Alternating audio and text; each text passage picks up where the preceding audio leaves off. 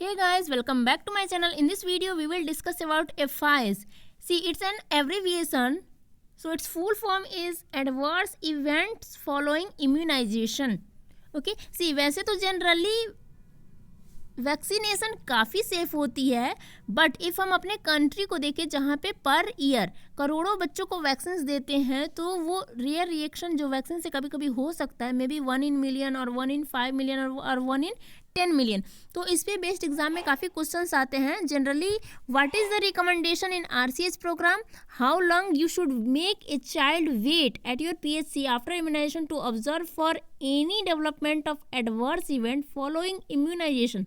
सी, if आपने किसी baby को वैक्सीन दी अपने क्लिनिक या हेल्थ सेंटर पे, तो कितनी देर बच्चे को वहाँ पे रोक के रखना चाहिए ताकि कोई एडवर्स इवेंट हो तो आप उसे नोट भी कर सको और उसे मैनेज भी कर सको. तो ये टाइम होता है observation period after administration of vaccine. ये टाइम होता है आपको 30 मिनट का. ओके. वैसे तो इफ़ कोई रिएक्शन होना है तो वो इमीडिएटली हो जाता है, बट फिर भी ऑब्जर्वेशन पीरियड FIs का 30 मिनट का होता है. Okay. Now see, which is the most common vaccine associated with development of paralysis? वैसे तो पैरालिसिस कुछ वैक्सीन के साथ एसोसिएटेड है, बट सबसे ज़्यादा जिस वैक्सीन से एसोसिएटेड है वो वैक्सीन है आपको OPV. इसमें 2 टाइप्स के पैरालिसिस होते हैं. एक तो होता है वैप एंड दूसरा होता है VDPV.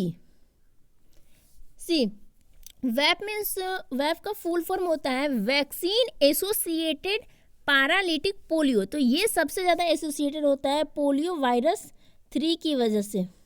ठीक है. बट VDPV जो है ये सबसे ज़्यादा एसोसिएटेड होता है पोलियो वायरस 2 के वजह से. ये सबसे ज़्यादा कॉमनली एसोसिएटेड है. Okay. Now see, which vaccine is commonly associated with hyper sensitivity. कौन से वैक्सीन में की वजह से सबसे ज़्यादा हाइपर सेंसिटिविटी रिएक्शन देखा जाता है, एलर्जिक रिएक्शन देखा जाता है. तो एलर्जिक रिएक्शन तो किसी भी वैक्सीन से हो सकता है, बट जो सबसे ज़्यादा होता है वो आपको होता है हेपेटाइटिस B की वजह से. ओके.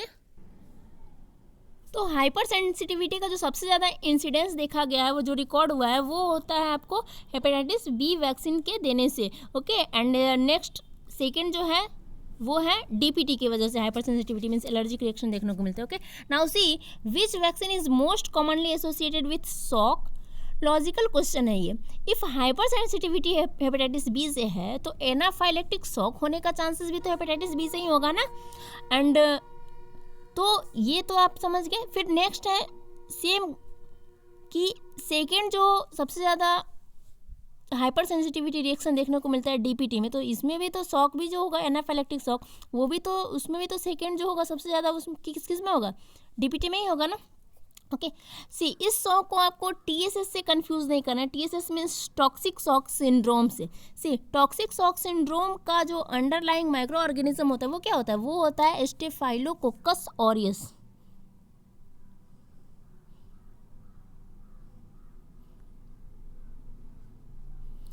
ओके. बट इसके प्रेसिपिटेटिंग फैक्टर्स बहुत ज़्यादा होते हैं. उनमें से कुछ वैक्सीन जो TSS करती हैं वो है लायोफिलाइज्ड पाउडर या ड्राइड वैक्सीन्स. इसमें सबसे ज़्यादा जिससे होता है वो है आपको measles vaccine. Okay. Now see, which vaccine is most commonly associated with Guillain Barre syndrome. तो गुलियन-वेरी सिंड्रोम जो है ना, इसका सबसे ज़्यादा इंसिडेंस मिलता है किल्ड इन्फ्लुएंजा वैक्सीन से.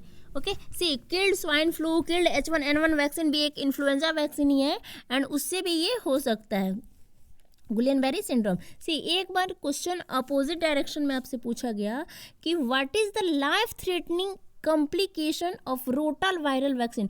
रोटा वायरल वैक्सीन से कौन सी लाइफ थ्रेटनिंग कंडीशन होती है. तो वैसे तो लाइफ थ्रेटनिंग कॉम्प्लिकेशन क्या है, इससे जो होता है रोटा वायरल वैक्सीन से, वो होता है इंटरसेप्शन.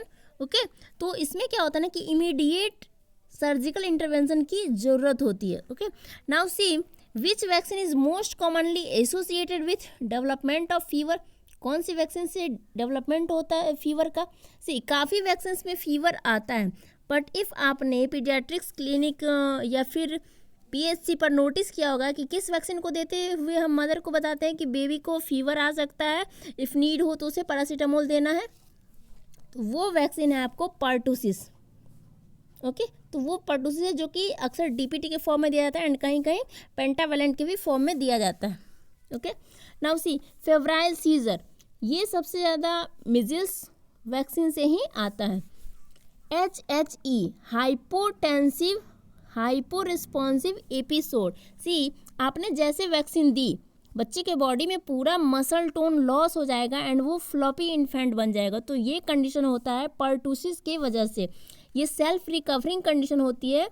इसी तरह से परसिस्टेंट इनकंसोलेबल क्राइंग है, ठीक है ना। तो इसमें क्या होता है ना कि वैसे तो कोई भी बेबी में क्राइंग हर वैक्सीन के बाद में नॉर्मल होता है, बट इफ़ 3 आवर से ज़्यादा चले क्राइंग तो मैनेजमेंट में प्रॉब्लम होती है एंड ये भी आपको पर्टुसिस की वजह से ही देखने को मिलता है। तो आपकी जो मैक्सिमम न्यूरो कॉम्प्लिकेशंस है ना न्यूरोटॉक्सिक पर्टुसिस वैक्सीन से ही होती है। ओके सी ऑस्टियोमाइलाइटिस होती है आपको BCG वैक्सीन के वजह से। सी ये देना होता है इंट्राडर्मा, आपको पता है कि BCG आता है इंट्राडर्मा, बट इफ़ थोड़ी सी ज़्यादा फोर्स लग गई तो इंट्राडर्मा की जगह पे वैक्सीन सबक्यूटेनियस या फिर पेरियोस्टियम तक पहुंच जाता है। ओके तो इस वजह से ऑस्टियोमाइलाइटिस देखने को मिलता है। ओके सी किस वैक्सीन को देने के बाद लिम्फेडिनोपैथी होती है, तो वो भी होता है BCG देने के बाद। ब्रैकियल न्यूराइटिस, तो ब्रैकियल न्यूराइटिस होता है प्रेग्नेंट फीमेल में जब हम उसे टेटनस टॉक्साइड देते हैं। ओके और थ्रोम्बोसाइटोपेनिया होता है MMR वैक्सीन की वजह से। सी हेपेटाइटिस B वैक्सीन की वजह से भी थ्रोम्बोसाइटोपेनिया होता है। ओके बट MMR से सबसे ज़्यादा देखने को मिलता है।